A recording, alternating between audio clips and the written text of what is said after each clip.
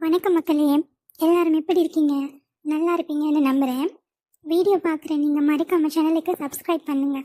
நீங்கள் பண்ணுற ஒவ்வொரு சப்ஸ்கிரைப்பும் எனக்கு டெய்லி வீடியோ போடுறதுக்கு மோட்டிவேஷனாக இருக்கும். கண்டிப்பாக நான் டெய்லியும் வீடியோ போடுவேன். வீடியோ பார்க்குற எல்லாருக்கும் நன்றி. வாங்க வீடியோக்குள்ளே போகலாம். இதென்றா இது கழுவ தீரவே மாட்டேங்குது. அப்பாடா, எப்படியோ கழுவி முடிச்சாச்சு.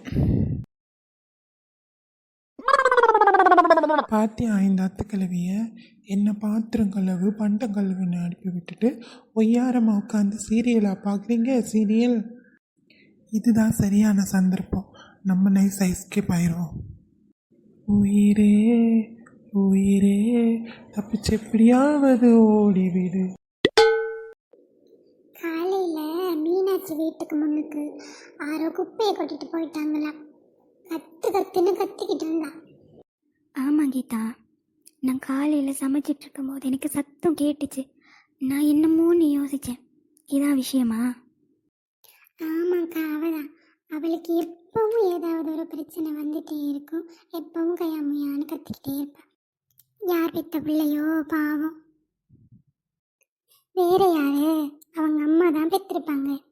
சாயந்தரம் போய் அவங்க பேர் என்னன்னு கேட்டுட்டு வந்துடுவோம். ஒருத்தி காமெடி போடுறேன்னு கடுப்பேற்றிக்கிட்டு இருப்பா. ஆமா, நேத்துல இருந்த சின்ன பொண்ணு நான் காணவே இல்லை. எங்க போயிட்டா? அதுவா, சின்ன பொண்ணு மாமியார் ஊருக்கு போயிருந்தாங்கல்ல, அவங்க நேத்தே வந்துட்டாங்க.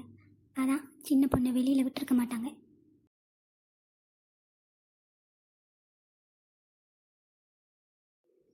சின்ன பொண்ணுக்கு 100 ஆயுசு தான். வாடி, உன்னை பற்றி தான் பேசிகிட்டு இருந்தா.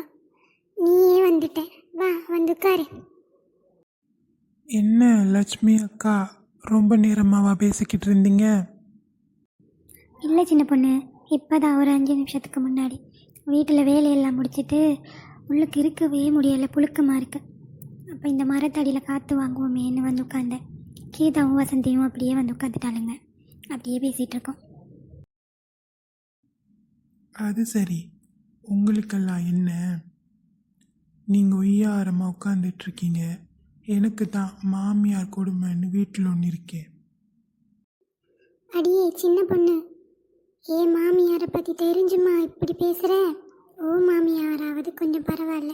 ஏன் மாமியாரெல்லாம் சமாளிக்கிறதுக்கு PhD முடிச்சிருக்கணும். அடியே உமா, அது என்னம்மா உண்மைதாண்டி. நான் உன்னை பார்க்குறதுக்கு இல்லை, உன் தெருவால் போனாலே ஓ மாமியார் ஒரு முறை முறைக்குமே. ஐயோ, துண்டை காணும் துணியை காணுன்னு நான்லாம் ஓடிடுவேன். நீ ஒரு நாள் பார்த்ததுக்கே இப்படி சொல்கிறியே. நான் 5 வருஷமாக அந்த வீட்டில் அவங்கள சமாளித்து வாழ்ந்துட்டுருக்கேன். ஆமாண்டி, அது என்னமோ உண்மைதான். அதுக்காகவே உனக்கு ஒரு சிலை வச்சே ஆகணும். சரி சின்ன பொண்ணு, உமா, கீதா எல்லாரும் பேசிகிட்டு இருங்க. பிள்ளைங்க ஸ்கூல் விட்டு வந்திருக்கோம். நான் சாப்பாடு அதை இதை வச்சு கொடுக்க போயிட்டு வரேன். சரிக்கா, அப்போ நீங்கள் போயிட்டு வாங்க.